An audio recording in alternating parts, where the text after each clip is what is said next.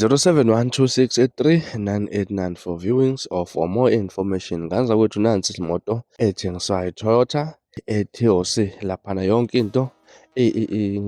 all in order laphana ke nganza kwethu price sicela 85,000 rand. Imoto isesikhemelele kwamhlaba elingana 0712683989 for viewings or for more information. Sanibonani wengane zakwethu, angibiyelele phinde futhi nginamukele kuyona i-channel ehamba phambili lami igama ngumveza uMtuthu ngakhumalo bathi elasbona magumede. Ngiphinde ngicela ngana kwethu ke ukuthi mangabe usemusha kuleli khasi cela enze sure ukuthi uyasubscribe, ungakhohlwa ucomment nokulike nokushare okuyikhona okukhulu kunakho konke. Ingane zakwethu sekulu udouble ubuhlungu, sekukhumbule ukuthi iNingizimu Afrika isemanzini amnyama ukudlulela kweqhawe laphana inkunzi malanga emcula maskandi inkosi iyamagcokama ugeza sebegezile uSicebi umfoka Dlamini kanjalo ke nawe ngedangoma lakhe okanye bengumsebenzi wakhe lapha noGupta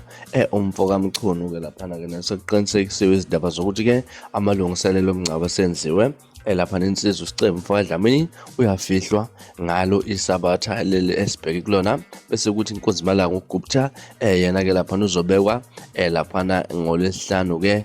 laphana ke nasokuphuma nesinye isimemezelo ukuthi ke kwabathanda ukulula isandla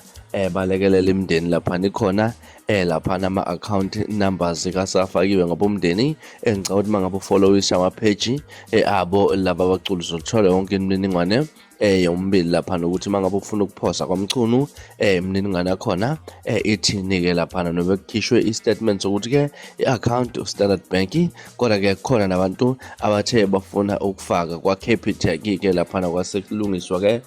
lapha kanjalo nakwaSicebi nakhona imininingwane yakhona ehlelekile wengane zakwethu. Okunye sokuvelile ke okudouble ubuhlungu kakhulu ukuthi namhlanje bekuwusuku olukhulu lukaSicebi labe kumele khona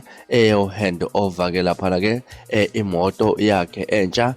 lapha njengoba sibonile ke lezi ndaba zivele ngayo insizwa yaseMandaba uKhuzana umfoka Mpungose ukuthi namhlanje uSicebi bekumele kube usuku lwakhe olukhulu lapha ke kumele ukwamukela imoto entsha lapha ayithengile. Ufike wabhala uKhuzani umfoka Mpungose lapha kuFacebook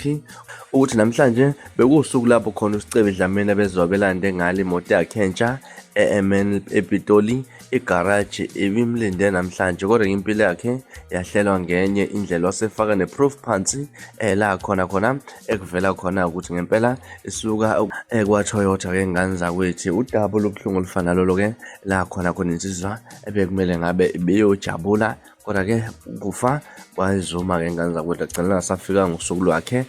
la khona ekumele khona eyothatha imoto entsha. Izindaba ezibuhlungu engane zakwethu ke sokhumbule ukuthi ezinye indaba ezivelile ukuthi uSicebi bekakha isithabathaba sendlu ebekumele ngabe qedwa bese yoshadelwa ke lapha wengane zakwethu ke lokho akubanga kusenzeka ngenxa ukuthi uNkulunkulu ukhethe ukuthi konke lokho angabe esaqhubeka nakho. Ngaza kwethu intando kaNkulunkulu angeke siziphikise noba ibuhlungu kanjani kodwa ke sithi nje kulungile makuyintando yakho Nkosi kulungile baba. Ngana kwethu sengiphuma nje na yabona nezilandelakho nesiphathe kahle nibe nosuku olumnandi engithanda khona.